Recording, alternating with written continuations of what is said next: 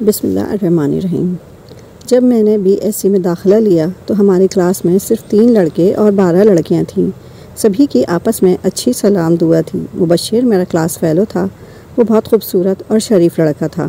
کسی لڑکی کی طرف آنکھ اٹھا کر نہ دیکھتا تھا۔ مجھ کو اس کی یہی ادب آ گئی۔ وہ پڑھائی میں بھی بہت اچھا تھا اور ہمیشہ اچھے نمبر لیتا تھا، اسی لیے تمام ٹیچرز اس کو عزت کی نگاہ سے دیکھتے تھے۔ ایک روز فری پیریڈ میں وہ گراؤنڈ میں بیٹھا تھا۔ میں نے قریب جا کر بات کی، آپ کے کل کے نوٹس ہیں، میں کل غیر حاضر تھی۔ اس نے مجھے اپنی ڈائری دے دی۔ وہ جب کلاس میں داخل ہوا کافی خوش لگ رہا تھا۔ پہلی بار میں نے اسے اتنے چہکتا دیکھا تھا۔ اگلے دن وہ کالج کی گیلری میں کھڑا تھا۔ میں قریب سے گزرے کلاس میں جانے لگی تو اس نے مجھے پکارا، ملیحہ ذرا میری بات سنو۔ میں ٹھہر گئی۔ وہ کچھ نروس سا لگ رہا تھا۔ بات تو کچھ نامناسب ہے لیکن پلیز آپ برا مت مانیے گا۔ جی کہیے، میں نے کہا۔ وہ بولا، کیا آپ کا نمبر مل سکتا ہے؟ سوری، میں نمبر نہیں دے سکتی۔ جانے کیوں؟ اس جواب پر وہ مایوس سا ہو گیا۔ میں نے کچھ سوچ کر اس کو اپنا نمبر دے دیا۔ مجھے یقین تھا کہ وہ ایک شریف لڑکا ہے، کسی غلط بات کی اس سے توقع نہیں کی جا سکتی تھی۔ گھر جا کر میں نے اس کو SMS کیا۔ تھوڑی ناراضگی دکھائی کہ آخر اسے میرا نمبر لینے کی کیا ضرورت پیش آ گئی تھی۔ اس نے وضاحت کی کہ کچھ سوالات کے بارے میں بات کرنا چاہتا تھا۔ اب وہ گاہیں بگاہیں فون پر مختصر بات کرتا، یوں ہماری دوستی ہو گئی۔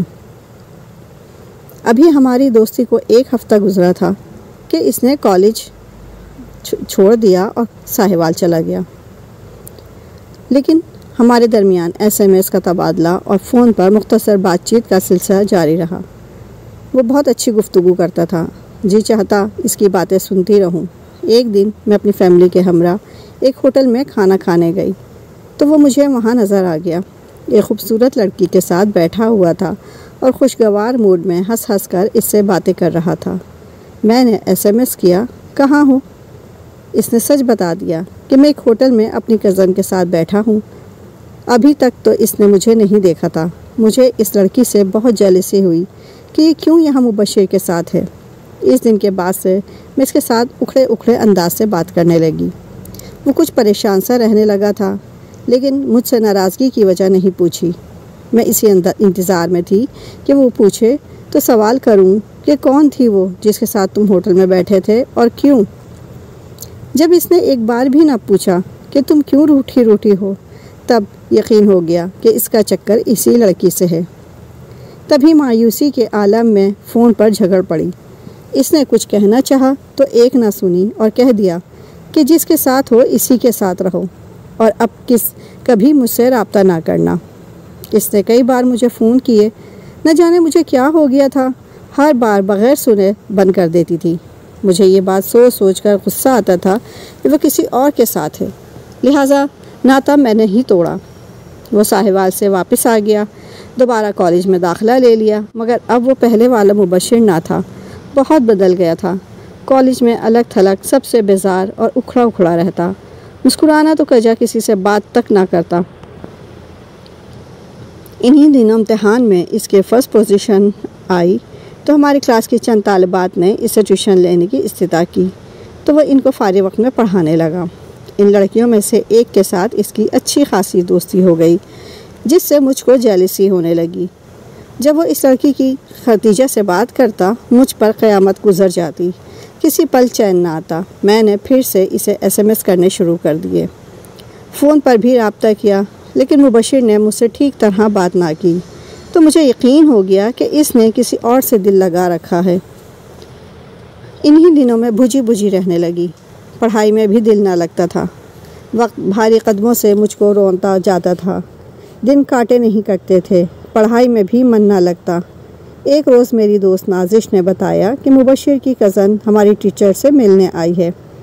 یہ وہی تھی جس کو میں نے مبشر کے ساتھ ہوٹل میں بیٹھے دیکھا تھا۔ میں نے باتوں باتوں میں میڈم سے پوچھا تو انہوں نے بتایا کہ یہ ان کی بچپن کی دوست ہے اور مبشر کے بڑے بھائی کی بیوی ہے۔ اس کا شوہر عرصے سے دبئی میں مقیم ہے اور اب یہ بھی دبئی جا رہی ہے، تبھی ملنے آئی تھی، اور 2 بچوں کی ماں ہے اور یہ مبشر کی چچا کی بیٹی بھی ہے۔ یہ ساری تفصیل جان کر مجھے خود پر غصہ آنے لگا کہ بغیر سوچے سمجھے کیوں مبشر سے رشتہ ختم کر دیا۔ گھر پہنچ کر میں نے مبشر کو فون کیا اور معافی مانگی، مگر اس نے کوئی بات نہ کی۔ کچھ تو بولو، میں نے منت سماجت کی، تب گویا ہوا، ملیحہ افسوس ہے، میں تم کو ایسے ذہین کی لڑکی نہیں سمجھتا تھا، تبھی پسند کیا تھا اور شادی کرنا چاہتا تھا، مگر تمہارے شک نے ہماری دوستی اور محبت کے خوبصورت رشتے کو توڑ دیا۔ میں نے کئی دفعہ تم کو منانے کی کوشش کی، یہ بھی بتانا چاہا کہ وہ میری بھابھی ہیں، مگر تم نے کوئی بات نہ سنی۔ لہٰذا میں نے فیصلہ کیا کہ ایک شکی مزاج لڑکی کو اپنی زندگی میں کوئی جگہ نہیں دے سکتا۔ یہ کہہ کر اس نے فون رکھ دیا۔ اس کے بعد وہ کالج نہیں آیا۔ اس کی تلاش میں نے سر دھن لیا، مگر بیسود۔ اس کا نمبر بھی بند تھا، رابطہ کرنا چاہا نہ کر سکی۔ پکارتی کب تک، اس نے جواب ہی نہ دیا۔ دعا کرتی تھی ایک بار فون پر رابطہ کر لے تو اس کو کہوں کہ مبشر پلیز معاف کر دو، میں تم کو جیسے انسان کو کھونا نہیں چاہتی، لیکن میں نے اسے کھو دیا تھا کیونکہ میں نے دیور بھابھی جیسے مقدس رشتے پر شک کیا تھا۔ اسی کی سزا مجھے یہ ملی کہ مجھے اپنی محبت سے دائمی جدائی مل گئی۔ کافی عرصہ پریشان رہی، امتحان بھی نہ دے سکی، مبشر کو بھلانا چاہا لیکن نہیں بھلا سکتی تھی۔ ایک پھانس تھی جو دل میں چھپ گئی تھی اور پھر نکل نہ سکی۔ اس واقعے کے بعد زندگی کے جتنے بھی دن گزارے میں نے ایک مردے کی مانند گزارے۔ وقت کسی کے لیے نہیں ٹھہرتا، کسی کا انتظار نہیں کرتا، وقت تیزی سے گزرتا ہے لیکن ہم کو احساس نہیں ہوتا۔ اس عرصے میں میرے کئی رشتے آئے لیکن میں شادی سے انکار کرتی گئی۔ بالآخر امی ابو مجھ سے اس قدر خفا ہوئے کہ ان کی خوشنودی کی خاطر سر تسلیم خم کرنا ہی پڑا۔ میرے نصیب میں جو شخص جیون ساتھی کے طور پر لکھا گیا تھا، اس کے ساتھ میری شادی ہو گئی اور ہماری نئی زندگی شروع ہو گئی۔ رضوان بہت اچھے تھے، مجھ کو خوش رکھنے کی بہت کوشش کرتے، میں بھی بظاہر ان کو خوش نظر آنے کی کوشش کرتی، مگر دل کا حال تو اللہ جانتا ہے، اور دل ایسی شے ہے جس پر کسی کا بس نہیں چلتا۔ شادی کے چند ماہ بعد ان کی پوسٹنگ دوسری جگہ ہو گئی، وہاں بھی میرا دل نہ لگتا تھا۔ یہ ایک پہاڑی علاقہ تھا۔ انہی دنوں جب میں ذہنی طور پر بے چین سی رہتی تھی، میری ملاقات زرغونہ سے ہو گئی۔ وہ ایک مقامی لڑکی تھی اور ہمارے پڑوس میں رہتی تھی، بہت اچھی عادات کی مالک تھی۔ جلد ہی میری اس کے ساتھ دوستی ہو گئی۔ زرغونہ کی باتیں بڑی معصومانہ ہوتی تھیں لیکن بہت ذہین لڑکی تھی۔ اس نے جلد ہی میرے دل کی اداسی کو بھانپ لیا۔ ایک دن کہنے لگی، باجی مجھے لگتا ہے آپ کو کوئی بے سکونی ہے، برا نہ مانے تو پوچھوں کہ آپ کیوں اداس رہتی ہیں؟ کیا کسی کی یاد ستاتی ہے؟ میں نے کہا ہاں، ایک دوست کی مجھے بہت یاد آتی ہے، مگر کیا کروں، بھلانا چاہتی ہوں لیکن بھلا نہیں سکتی۔ اس کا ایک حل ہے میرے پاس، آپ میرے دادا کے گاؤں چلیں، وہاں ایک شخص ہے جس کا نام ارباز خان ہے۔ وہ بڑا عجیب آدمی ہے، بس ایک بار آپ کو غور سے دیکھ کر آپ کی ہتھیلی پر پھونک مار دے گا تو آپ فوراً بھلی چنگی ہو جائیں گی۔ کیا کہہ رہی ہو زرغونہ؟ ایسا کیسے ہو سکتا ہے؟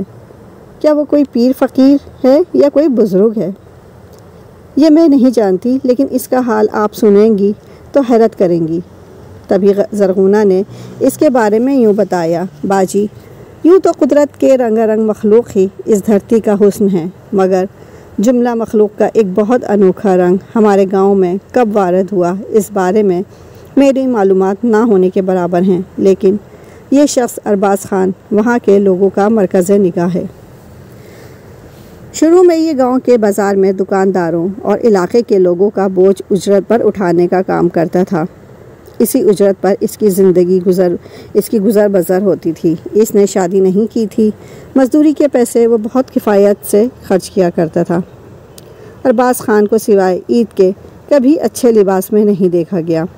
اس کا کہنا تھا، اگر اچھے اور اجلے لباس میں ہوں گا تو کون مزدوری کا کہے گا۔ وہ 2 من وزن سے کم کا بوجھ ہرگز نہ اٹھاتا تھا۔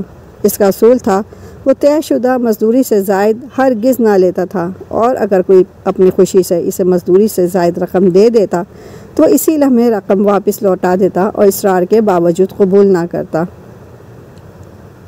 پہلے تو کسی کو پتہ نہیں تھا کہ وہ کہاں سے آتا ہے اور رات کو کہاں چلا جاتا ہے، لیکن اب ارباز خان بازار میں کوئی دکان یا کوٹھڑی کرائے پر حاصل کر کے اسے بطور رہائش کا اور گودام استعمال میں لاتا تھا۔ اس رہائشی گودام میں اس کا گندم، چاول، مکئی، روٹی اور مختلف دالوں کا اسٹاک ہوتا تھا۔ یہ اجناس وہ بازار میں اجناس کی منڈی سے چن چن کر جمع کرتا رہتا تھا۔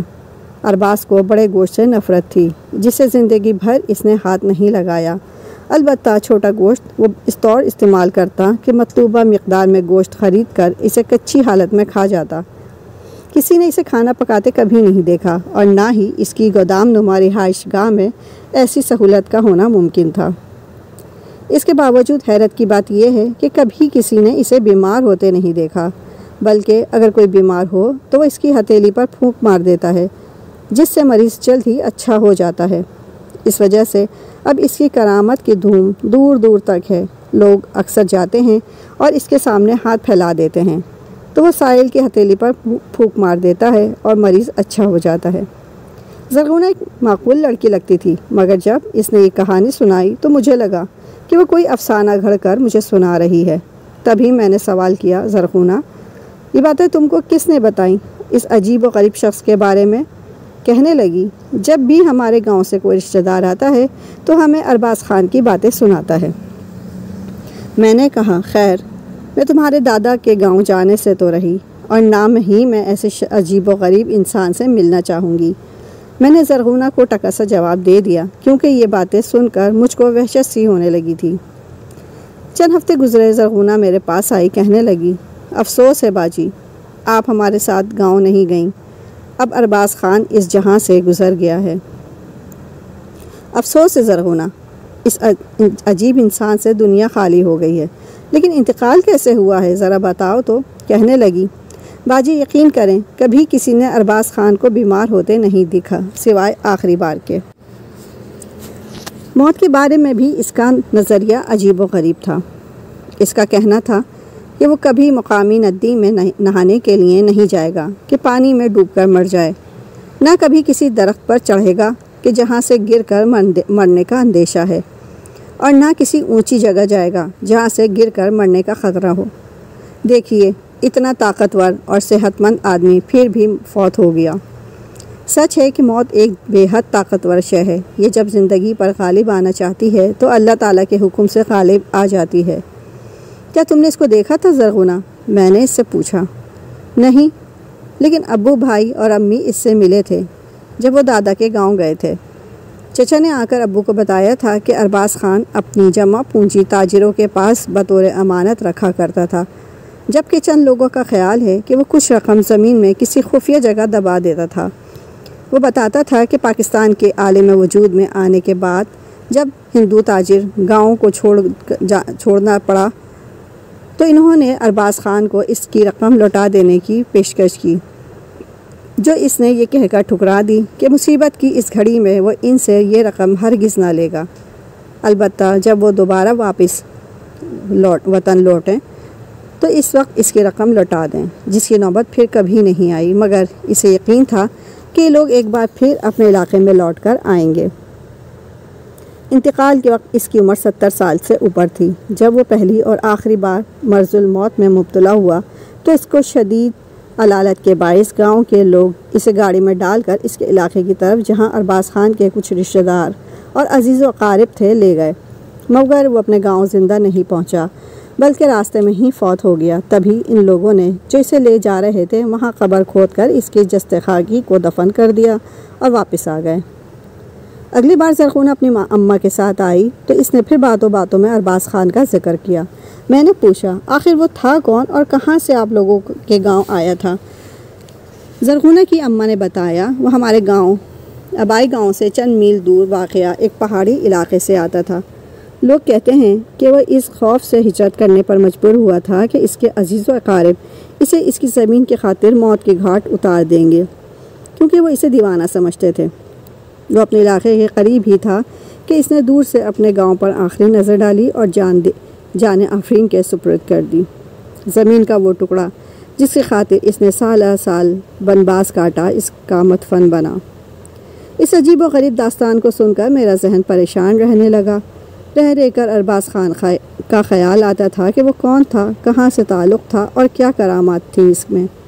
اس خیال کی وجہ سے یہ ہوا کہ رفتہ رفتہ میرے دل سے مبشر کا خیال محو رہنے لگا۔ ایک دن میں اپنے شوہر کے ساتھ بازار گئی۔ وہاں بھیڑ میں مجھے ایک بوڑھا آدمی دکھائی دیا جو اونچا، لمبا، مضبوط بدن کا تھا۔ اس کی عمر 70 سال سے اوپر تھی، لیکن سر تنا ہوا تھا اور کمر میں جھکاؤ نہیں تھا۔ حیرت کی بات یہ تھی کہ اس کے بال بھی سفید نہیں بلکہ سیاہ تھے۔ پاس سے گزرتے ہوئے میں نے اس کی طرف تجسس بھری نگاہوں سے دیکھا تو اسے اپنی طرف دیکھتے ہوئے پایا۔ اس نے اپنی ہتھیلی پھیلا کر اشارہ کیا کہ اپنا ہاتھ پھیلاؤں۔ خلیے سے وہ درویش دکھائی دے رہا تھا۔ میں نے اپنا ہاتھ اس کی طرف پھیلا دیا۔ اس نے میری پھیلی ہوئی ہتھیلی پر پھونک ماری اور آنن فانن غائب ہو گیا۔ گھر آئی تو بہت زیادہ پریشان تھی، جیسے کوئی غیر معمولی واقعہ میرے ساتھ گزرا ہو۔ شوہر سے تذکرہ کر کے ان کو بھی پریشان نہیں کرنا چاہتی تھی۔ اگلے دن زرغونہ کو بلا بھیجا۔ وہ اپنی ماں کے ساتھ آئی تو میں نے یہ واقعہ اس کو سنایا۔ اس کی ماں نے کہا، مجھے اس کا ٹھیک ٹھیک خلیہ بتاؤ۔ میں نے بتایا۔ کہنے لگی، یہ تو ہو بہو ارباز خان جیسا ہے، لیکن وہ تو مر چکا ہے، پھر وہ کیسے زندہ دکھائی دیا؟ تاہم ہتھیلی پر پھونک مارنے والی بات بھی مماثلت رکھتی تھی۔ اس واقعے کے بعد میں مبشر کی یاد سے غافل ہوتی گئی، یہاں تک کہ اس کو بالکل دل سے فراموش کر دیا۔ مجھے سکون آ گیا اور دلی طور پر شوہر سے پیار کرنے لگی۔ وہ بھی مجھ کو اپنا سب کچھ سمجھتے تھے۔ تاہم ایک پریشانی سے نجات ملی تو دوسری پریشانی دائمی طور پر میرے ساتھ رہنے لگی، اور وہ سوال یہ تھا کہ آخر ارباز خان مر گیا تو پھر ویسا ہی درویش نما بوڑھا مجھ کو کیوں نظر آیا اور اس نے میری ہتھیلی پر پھونک ماری؟ اللہ جانے یہ کیا معمہ ہے جس کو آج تک میں حل نہیں کر سکی۔ کاش کوئی میرے اس سوال کا جواب دے سکے کہ وہ کون تھا۔ اگر آپ کو میری کہانی پسند آئی ہو تو لائک اور سبسکرائب کر دیجیے گا۔ شکریہ۔